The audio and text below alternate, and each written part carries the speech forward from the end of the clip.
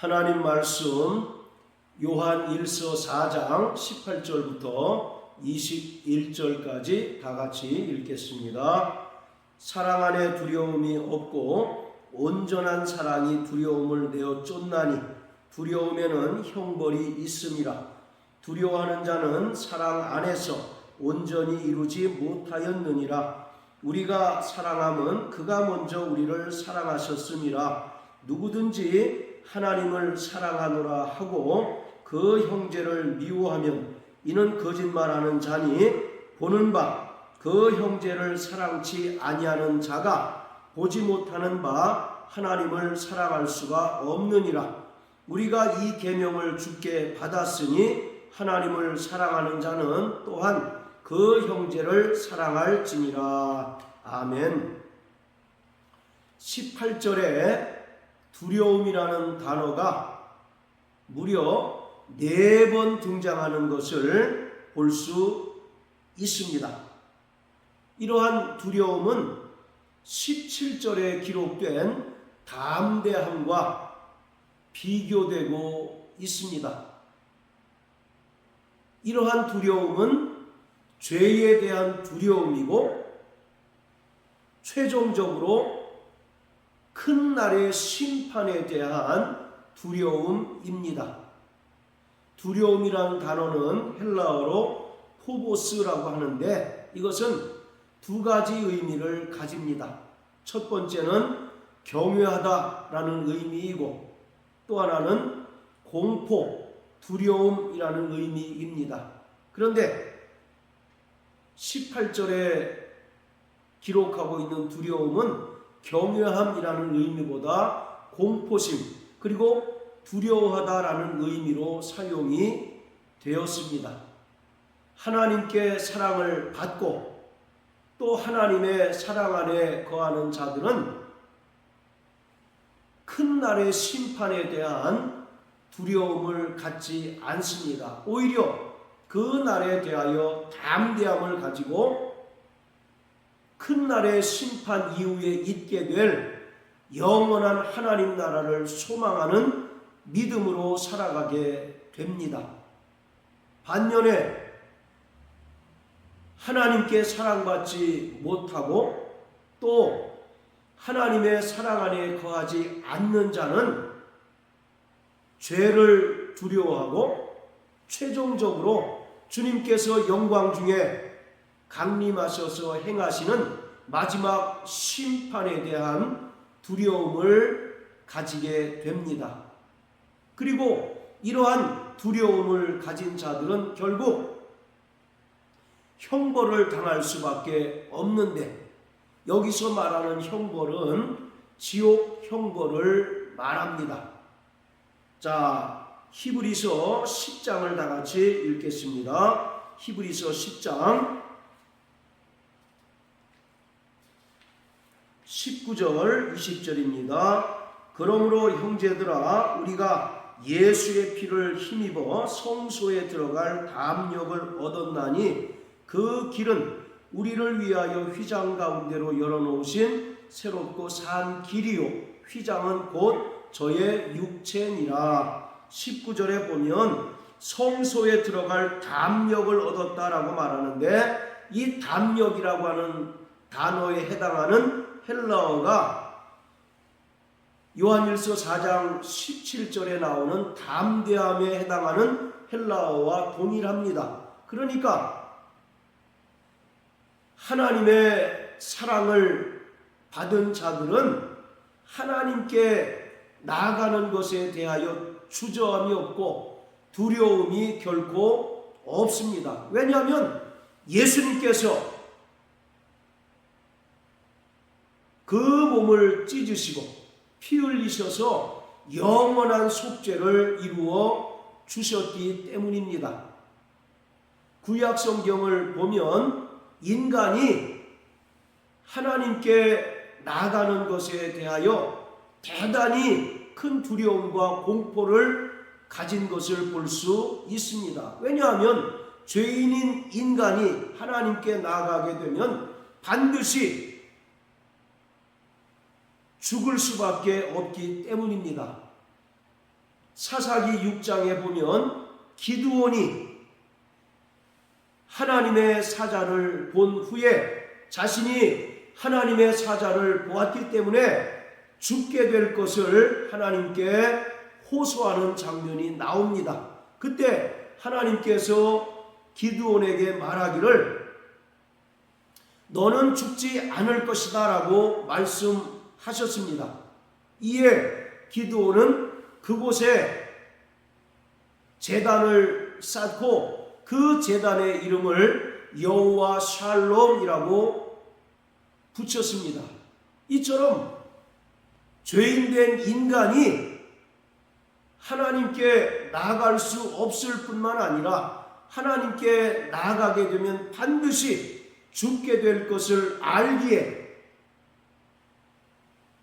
두려움을 가지고 또 공포를 갖게 됩니다. 그러나 하나님의 아들 예수 그리스도께서 이 땅에 말씀이 육신이 되어 오셨고 또 자기 몸을 화목제물로 드리셔서 죄로 말미암아 원수된 하나님과 인간 사이를 화목케 하셨고 또 죄의 담을 헐어 주시고 휘장 가운데로 새롭고 산 길을 열어 놓으셨기에 누구든지 예수의 피를 의지하는 그 믿음으로 하나님 앞에 담대히 나아갈 수 있게 되었습니다. 이처럼 하나님의 사랑을 받는 자는 하나님께 나아가는 것에 대하여 주저함이 없고 두려움이 없습니다. 그래서 누구든지 죄를 범하였다 할지라도 하나님 앞에 나아가서 그 피를 힘입어 죄를 회개할 때 하나님께서는 미쁘시고 의로우셔서 우리의 모든 죄를 사해 주십니다. 그러나 하나님의 사랑 안에 거하지 않는 자는 하나님께 나아가는 것에 대한 주저함이 있고 두려움이 있게 됩니다. 자, 그리고 요한일서 5장 14절 15절입니다. 그를 향하여 우리의 가진 바 담대한 것이 이것이니 그의 뜻대로 무엇을 구하면 들으심이라. 우리가 무엇이든지 구하는 바를 들으시는 줄을 안즉 우리가 그에게 구한 그것을 얻은 줄을 또한 아느니라. 14절에 담대한 것이라고 말하는데 이 단어 역시 4장 17절에 나오는 담대함과 동일한 헬라어가 쓰였습니다. 그러기에 하나님의 사랑을 받는 자는 하나님 앞에 기도하기를 주저하지 않고 또 그의 뜻대로 기도하면 하나님께서 반드시 그 기도를 응답하실 줄 알기에 하나님 앞에 담대하게 기도할 수 있습니다. 그러나 하나님의 사랑을 받지 못하는 자는 하나님께 기도할 용기를 갖지 못합니다. 또 하나님께 기도하지도 않습니다. 이것이 하나님께 대하여 담대한 자와 또 하나님의 사랑을 받지 못하여 두려워하는 자의 가장 분명한 차이임을 우리는 알 수가 있습니다. 구원받은 성도들은 날마다 하나님의 사랑 안에 거하는 자가 되어야 합니다. 그래서 예수의 피를 힘입어 날마다 하나님의 보좌가 있는 지성소에 나가 우리의 죄를 토설하고 또 우리의 죄를 자백할 때 하나님께서는 우리의 모든 죄를 사하시고 또 우리를 불의해서 정결케 해 주십니다. 그리고 하나님의 사랑받는 자는 하나님 앞에 담대히 나가 그 뜻대로 기도할 때 하나님의 응답을 소유할 수 있습니다. 그러므로 우리는 늘 하나님의 사랑 안에 거하고 또 하나님의 사랑받는 자가 되어야 합니다. 하나님의 사랑받는 자는 결코 주님께서 영광 중에 강림하셔서 행하시는 큰 심판의 날이 두려움의 날이 아니라 바로 기쁨의 날인 것을 분명히 믿는 자들입니다. 그러나 하나님의 사랑을 받지 못하는 자는 큰 날의 심판에 대한 두려움을 갖게 되고, 이러한 두려움은 바로 지옥 형벌과 연결이 됩니다.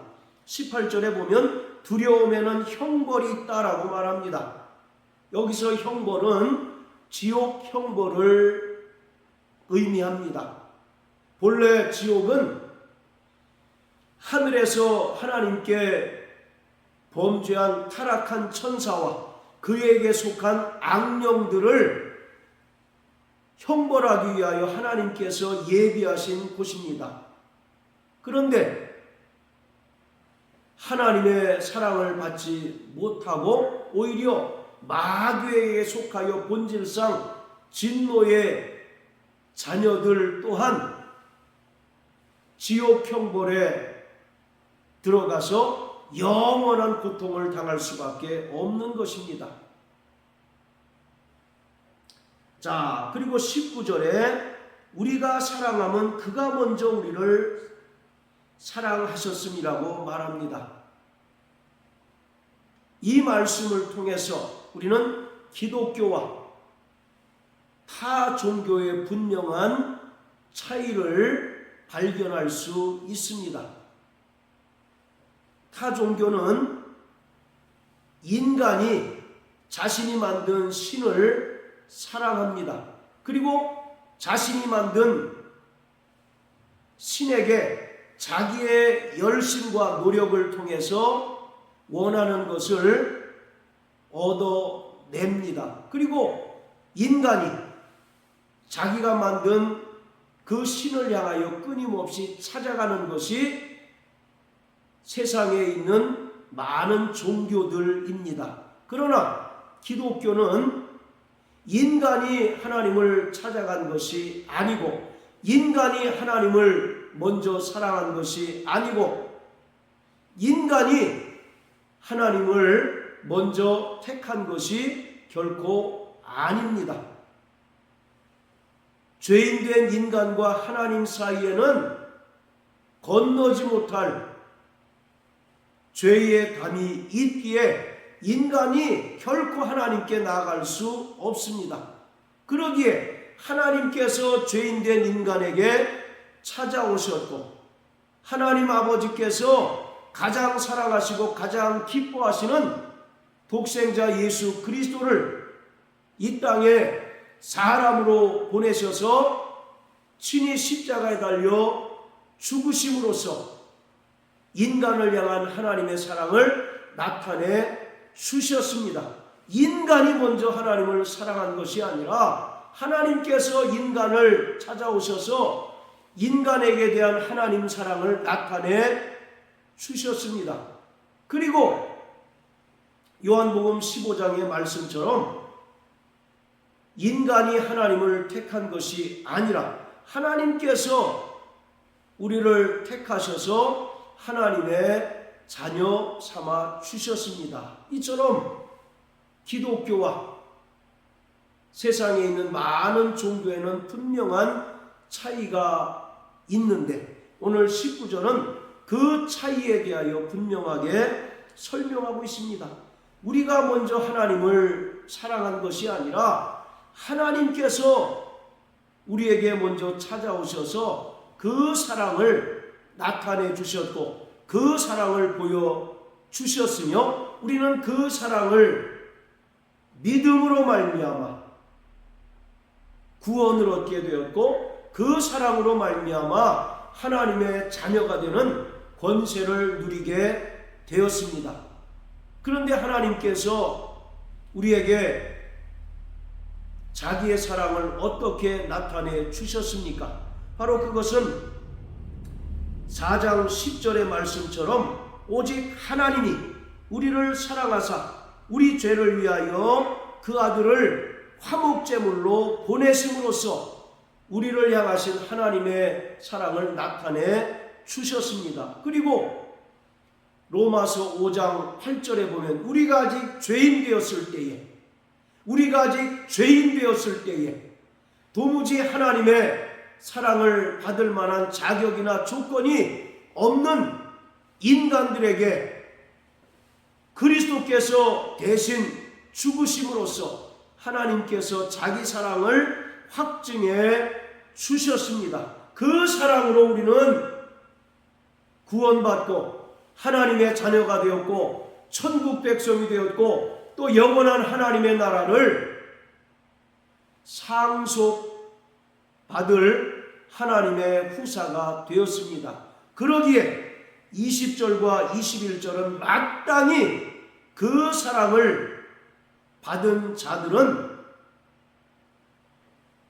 형제를 사랑함으로써 그 사랑을 온전히 이루어야 하고 또 형제와 이웃을 위하여 목숨을 버리면서까지 사랑해야 한다고 말하고 있습니다.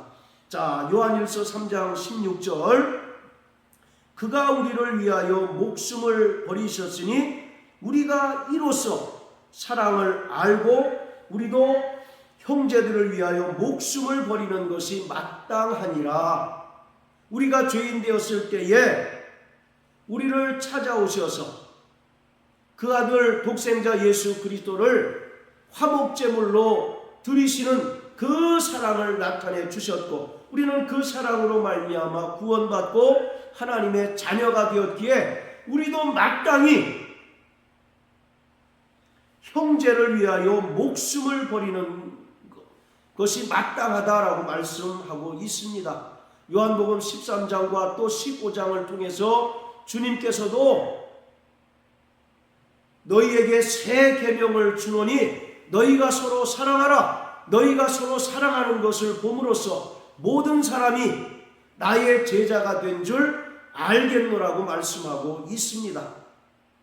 구원받은 성도들은 이 성경을 통하여 하나님을 만나고 또 하나님과 영적인 대화를 나눕니다. 그러나 세상에 속한 불신자들은 하나님을 만날 길이 없고 또 하나님의 사랑을 체험할 길이 없습니다.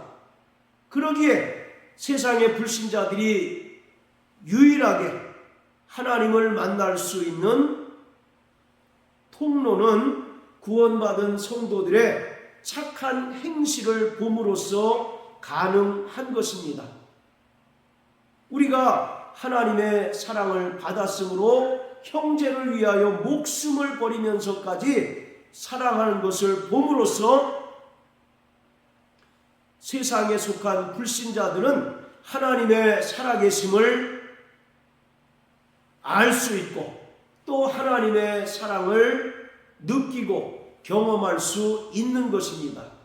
그런데 20절에 보면 하나님을 사랑하노라 하며 형제를 미워하는 자는 거짓말하는 자라고 말합니다. 그리고 보는 바 형제를 사랑하지 않는 자는 보지 아니하는 하나님을 사랑할 수 없다고 말씀하고 있습니다. 그러므로 우리는 마땅히 우리가 죄인 되었을 때에 우리를 사랑하신 그 사랑을 경험하고 그 사랑으로 구원받았기 때문에 목숨을 버리면서까지 형제를 사랑하고 또 용서하고 또 형제를 향하여 친절을 베푸는 것이 마땅합니다. 자, 21절에 보면 우리가 이 계명을 주께 받았다라고 말합니다. 이 계명은 주님께서 피로 세우신 새 언약 안에 있는 새 계명입니다. 바로 새 계명의 핵심은 서로 사랑하라는 것입니다. 로마서 13장 10절에는 사랑은 율법의 완성이라고 말씀합니다. 그리고 예수님께서 마태복음 22장을 통해서 율법과 선지자의 강령이 사랑이라고 강조하셨습니다. 그래서 위로는 하나님을 사랑하되 마음을 다하고 목숨을 다하고 뜻을 다하여 사랑해야 하며 또 수평적으로 형제와 이웃을 사랑하되 내 몸과 같이 사랑하라고 하셨습니다. 그리고 예수님께서 피로써 세우신 새 언약 안에서 우리에게 새 계명을 주셨는데, 바로 새 계명은 서로 사랑하라는 것입니다. 하나님을 사랑하는 자면 또한 그 형제를 사랑해야 한다는 것입니다. 그래서 우리는 위로는 하나님을 목숨을 다하여 또 뜻을 다하여 사랑해야 할 뿐만 아니라 수평적으로 형제와 이웃을 위하여 내 몸과 같이 또 목숨을 버리면서까지 사랑하는 자가 되어야 합니다. 사랑하는 성도 여러분, 우리는 하나님의 사랑을 받은 자입니다. 그 사랑으로 말미암아 우리는 사망에서 생명으로 옮겨짐을 받은 자요, 또 주님의 영광스러운 재림 후에 있을 큰 날의 심판에 대하여 두려워하지 않고 오히려 담대함과 소망을 가지고 기다리는 자들이 되었습니다. 그러기에 우리가 하나님의 사랑을 받은 자이므로 우리도 마땅히 형제를 사랑하고 또 이웃을 목숨을 버리면서까지 사랑함으로써 하나님의 살아계심을 나타내고 또 새 계명을 온전히 순종하는 자들이 되어야 합니다. 이러한 삶을 살아내는 저와 여러분들 되시길 예수 이름으로 축복합니다. 할렐루야.